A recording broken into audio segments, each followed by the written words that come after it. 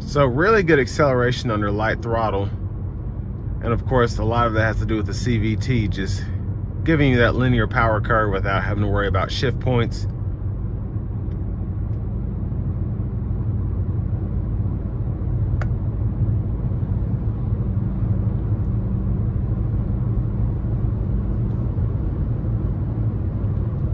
And ride quality is pretty good, just a tad bouncy, but not uncomfortable at all.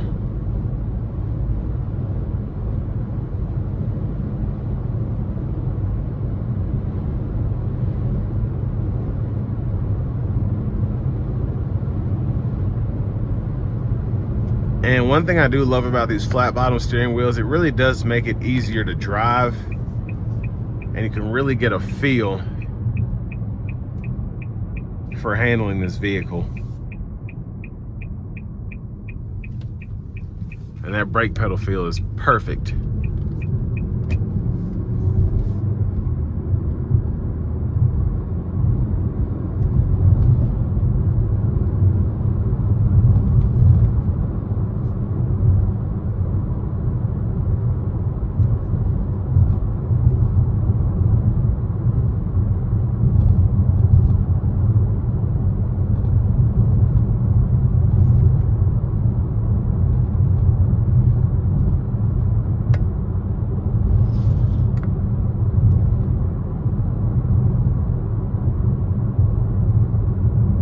And what I like about, in the SRs in particular, being able to have the sport suspension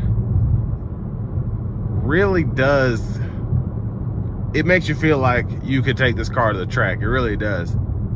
Even though it's front wheel drive and it's a naturally aspirated 4-cylinder, still very fun to drive, especially for the price point. And of course, if you want to put upgrades or modifications on there, you're welcome to do that as well, and that will definitely help your overall driving experience.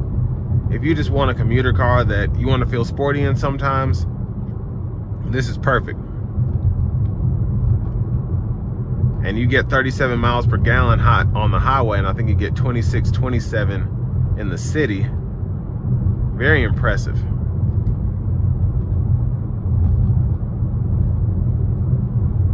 And comparing it to other vehicles in the segment like the Malibu, the Camry,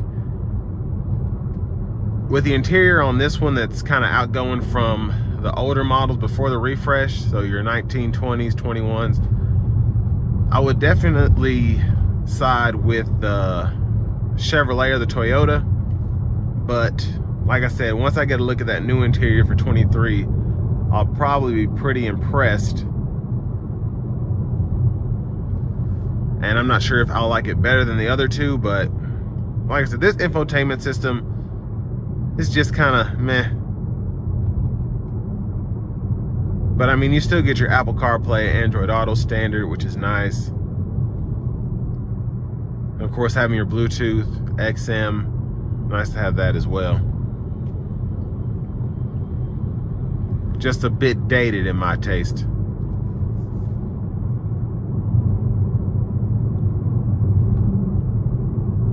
And even with Toyota too, you have to get the upgraded sound system for that to even, or the upgraded infotainment system. Otherwise, this Nissan system kind of tops Camrys and Corollas and all the Toyota stock system.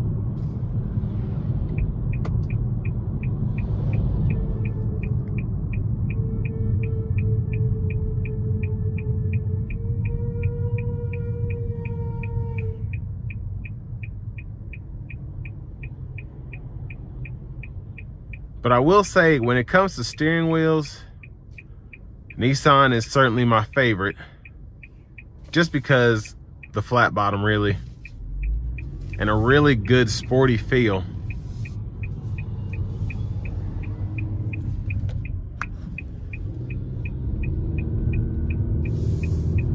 And I'm not really a big fan of CVT, so in terms of the powertrain, compared to the Malibu and the Camry, I do like having the 8-speed automatic in the Camry.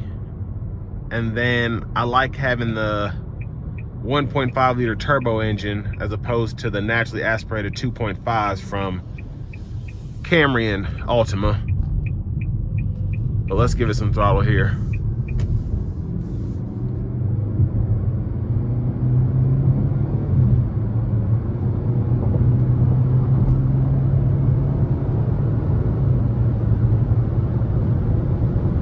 But I will say the CVT is so well tuned, because Nissan has probably more experience than anybody with this transmission. It feels really good as opposed to the Malibu CVT. Just very quick to get to that perfect rev point.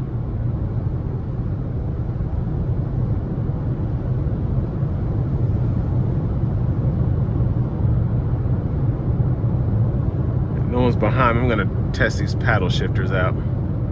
So of course you're not actually shifting it because it's a CVT. You're kind of hitting rev points from the transmission. So let's see how that does.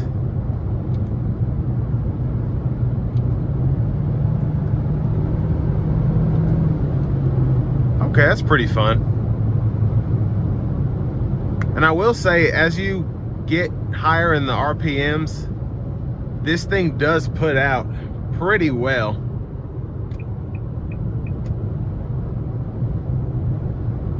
And I do like the exhaust note. I wish it was just a tad louder, but very nice sound.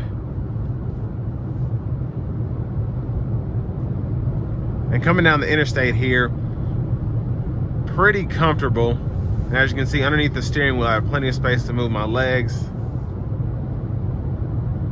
And I like how wide the seat is. The seat is actually wider than I've gotten in some bigger SUVs, so I'm impressed by that.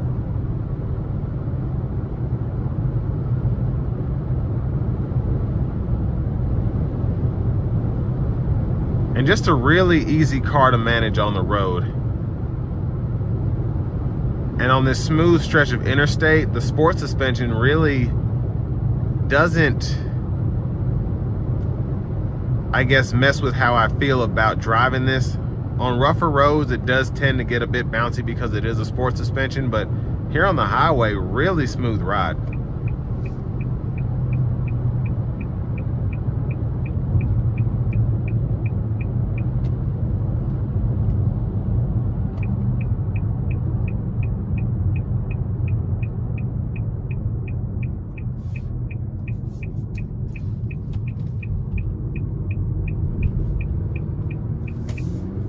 And I took that corner kind of hard. I really like how this kind of sticks to the road as I give it just a little bit of power through corners.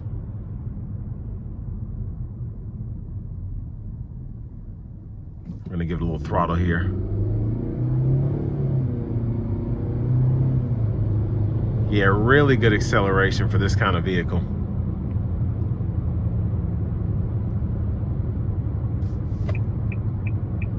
Well, this is going to bring me to an end of my review of the new 2023 Nissan Altima 2.5 SR.